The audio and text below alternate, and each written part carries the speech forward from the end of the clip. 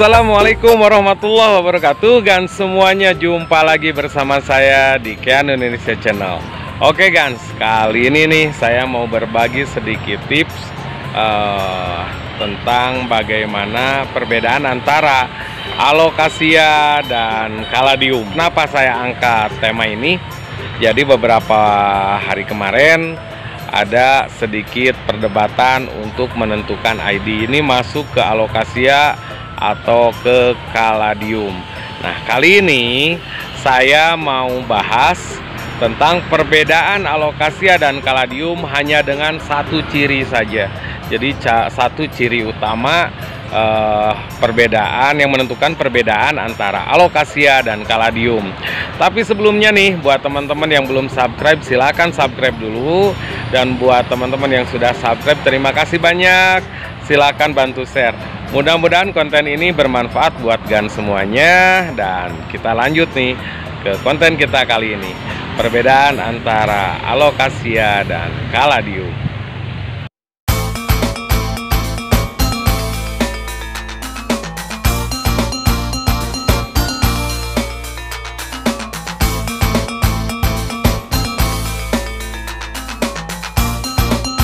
Untuk seorang pecinta tanaman hias yang sudah senior, tidak sulit untuk membedakan jenis tanaman itu masuk ke alokasia atau kaladium, karena memang mereka biasanya sudah tahu ID pasti satu tanaman.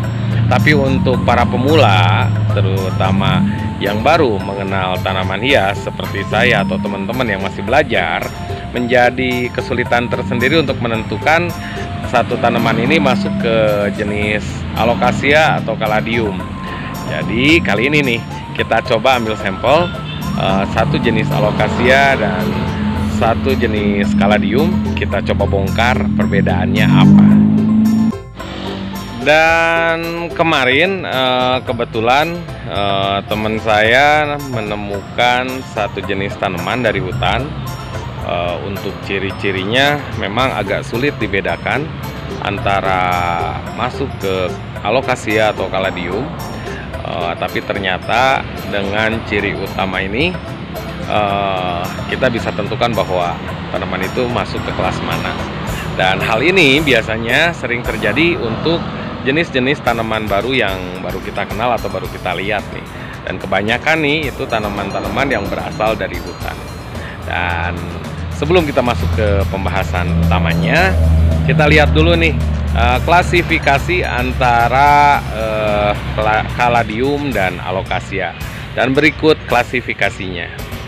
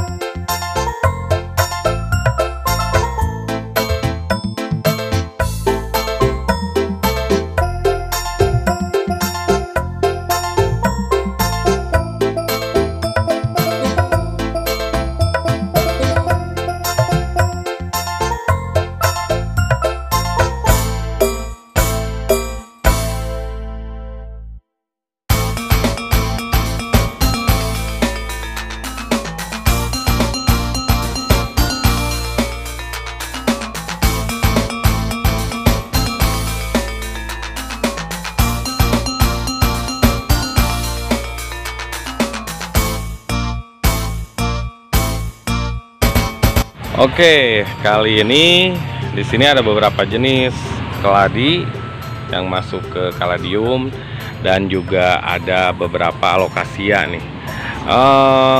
Semuanya antara alokasia dan kaladium itu pada famili yang sama, yaitu Araceae. Kita mau ambil yang mana ya sampelnya? Kita buat ini aja, keladi wayang nih. Ini keladi wayang kebetulan lagi saya coba sembuhkan, kemarin sempat ngedrop nih, jadi warnanya seperti ini. Ini enak nih kalau buat sampel. Ini untuk kaladiumnya kita pakai keladi wayang. Dan untuk alokasianya kita gunakan alokasia yang mana ya? Forte aja. Ini alokasia forte. Ini fortenya forte Malaysia. Nanti untuk yang pengen tahu apa itu alokasia forte Malaysia, nanti akan saya buat konten khusus nih, pembahasan tentang alokasia forte Malaysia. Oke. Jadi kita mau coba nih lihat perbedaan antara alokasia forte dan keladi wayang. Sekarang kita udah ada nih dua tanaman.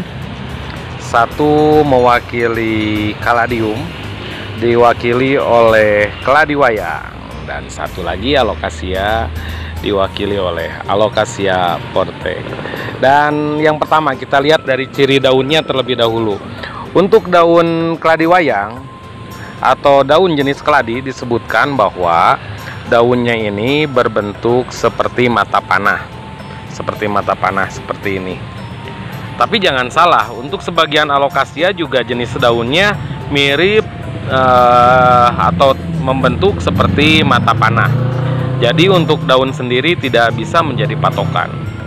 Untuk batang keladi disebutkan kalau ciri-cirinya seperti ini. Batang keladi itu nempel atau bisa merimbun. Jadi dia itu satu bongol bisa keluar banyak batang. Tapi jangan salah juga, untuk alokasia seperti ini pun juga bisa terjadi hal seperti itu. Jadi untuk batang sebetulnya tidak bisa menentukan. Jadi yang paling mudah untuk menentukan satu tanaman itu, termasuk pada keladi atau alokasia, kita harus lihat bonggolnya dulu. Cara lihat bonggolnya seperti apa? Kita lihat cara berikut ini. Yang pertama kita bongkar dulu nih. Kita bongkar keladi dulu. Kita cari tempat yang pas. Kita bongkar untuk bonggol keladi. Kita siapkan dulu agar nanti lebih mudah. Cara membuka medianya harus hati-hati supaya keladi ini tidak mudah stres dan juga tidak rusak nantinya kalau sudah kita cek ya. Kita buka. Untuk media tanamnya sangat-sangat poros dan bagus nih, walaupun sudah masuk dicampur tanah. Jadi buat nih untuk keladi, media yang paling bagus itu poros tapi nutrisi tetap mencukupi. Salah satu media yang paling disenangi oleh keladi ini adalah medianya daun bambu. Jadi andam daun bambu itu media terbaik menurut saya untuk keladi. Ini dia akarnya. Kita simpan dulu, kita sisihkan, lalu kita akan bongkar yang alokasia forte. Nanti kita bandingkan bentuk bonggol atau bentuk akarnya. Oke, yang selanjutnya untuk alokasia forte kita lakukan hal yang sama, hati-hati. Jadi untuk pembongkaran media atau kita lihat media itu harus benar-benar hati-hati. Saya sendiri sengaja ini bagian atasnya dikasih pasir. Pasirnya sebenarnya pasir biasa. Jadi kalau resapan air dia lebih cepat. Tapi saya sih nggak recommended buat teman-teman kalau belum terbiasa rawat alokasia, jangan sampai gunakan pasir, karena pasir itu medianya sebenarnya kurang bagus. Ini cuma buat pelengkap aja tadinya.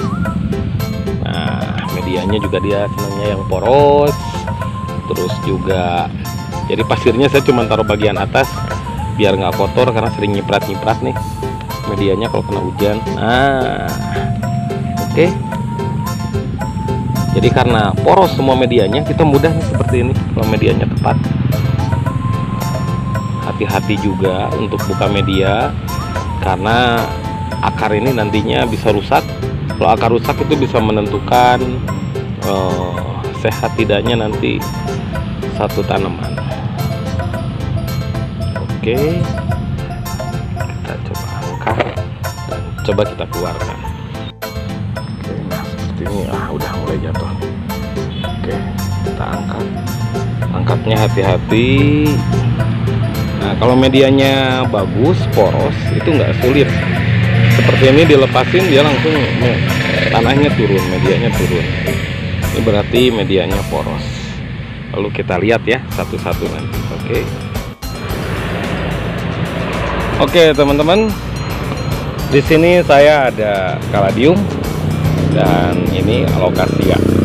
Ciri paling utamanya apabila kita lihat dari akar nih, untuk kaladium dia itu ada bonggolan bulat seperti ini, dan bentuk bonggolnya itu licin.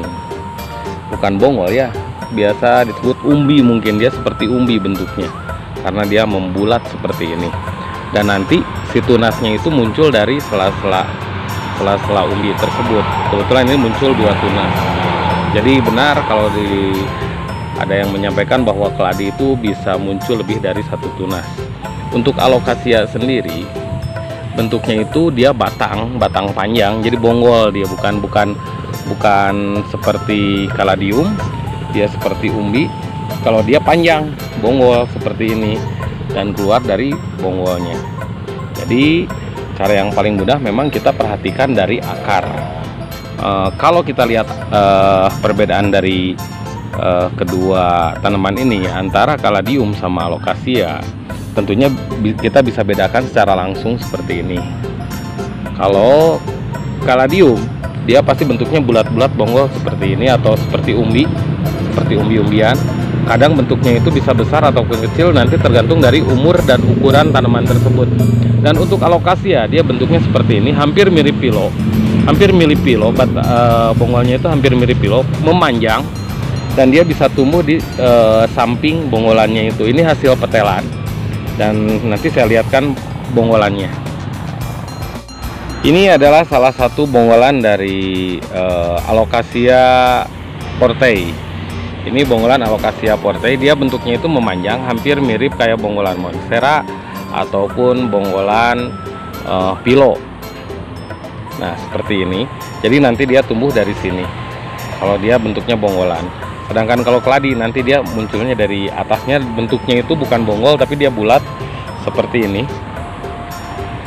membulat, keluar tunasnya itu pas dari atas gitu, dan bisa lebih dari 1 tunas keluarnya.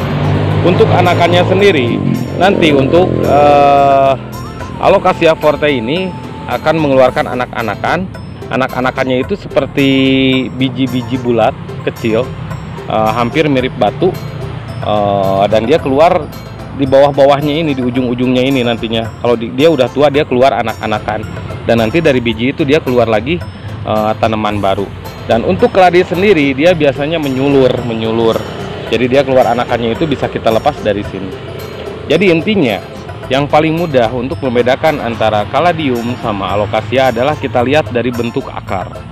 Apabila bentuk akarnya itu bulat dan mirip umbi seperti ini, berarti dia lebih condong ke arah kaladium. Tapi bila dia bentuknya memanjang, akarnya atau batangnya itu memanjang, hampir mirip seperti bonggolan monstera dan lain-lain, itu lebih cenderung ke alokasia. Oke, itu yang paling penting. Mudah-mudahan tips ini bisa bermanfaat nih buat kalian semuanya, terutama buat para pemula seperti saya yang masih belajar mengenal ID tanaman. Dan untuk alokasia tadi nih, kita lihat ini anakannya. Ini anakan alokasia forte ya, alokasia forte. Jadi alokasia itu cenderung mengeluarkan anakan seperti ini, atau benih-benihnya itu seperti biji seperti ini. Bentuknya memang nggak terlalu besar, tapi tergantung ukuran dari alokasianya sendiri. Nah, untuk kaladium sendiri, untuk jenis keladi sendiri, dia keluarnya tunas. Nanti perbanyakannya kita bisa dari tunas ataupun anakan yang nanti keluar dari samping sini, biasanya seperti itu. Jadi kalau kita lihat nih, kalau Gans pernah bongkar keladi neon, kalau orang-orang kan selalu bilang itu keladi neon. Tapi sebenarnya dia masuknya ke Alocasia Freydeck. Dia juga sama akan mengeluarkan anakan seperti ini. Dan itu adalah bakal tanaman baru, atau bisa dijadikan benih baru gitu. Oke guys, mudah-mudahan nih informasi ini bisa bermanfaat buat kalian semuanya.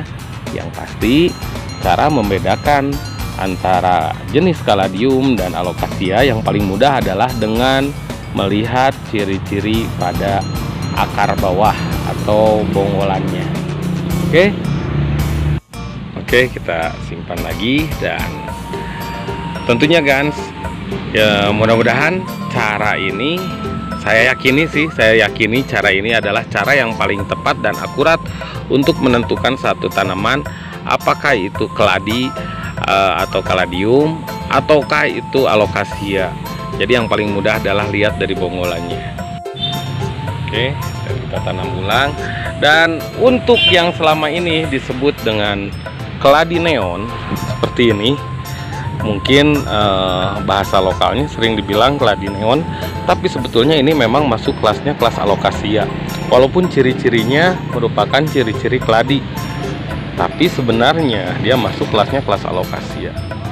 Jadi sebetulnya banyak cara nih untuk membedakan antara alocasia dan kaladium. Dan sebetulnya dari sisi ciri luar sering jadi perdebatan karena bentuk batang, bentuk daun antara alocasia dan kaladium kadang-kadang nyaris sama. Tapi ada satu cara nih yang paling mudah untuk menentukan alocasia atau kaladium. Dan caranya adalah dengan melihat bongolannya. Oke guys, itu tadi tips sederhana nih dari saya cara membedakan alocasia dan kaladium hanya dengan melihat bonggolnya saja. Mudah-mudahan tips ini bisa bermanfaat buat Gan semuanya. Terima kasih banyak karena Gan sudah nonton konten ini. Terima kasih yang sudah selalu setia bersama Keanu Indonesia Channel. Karena Anda channel ini semakin hari terus berkembang. Oke, jumpa lagi bersama saya di lain waktu dalam channel yang sama. Wabillahi taufiq wal hidayah. Wassalamualaikum warahmatullahi wabarakatuh.